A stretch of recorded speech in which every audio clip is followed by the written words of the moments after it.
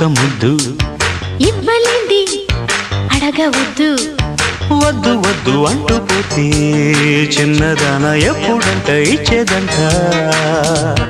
తన్ని ముద్దు ఇచ్చుకుంటే చిన్నవాడ పెళ్లి దాకా ఆగవంట కళ్ళతోటి పెళ్ళయింది చాలే ఇవ్వు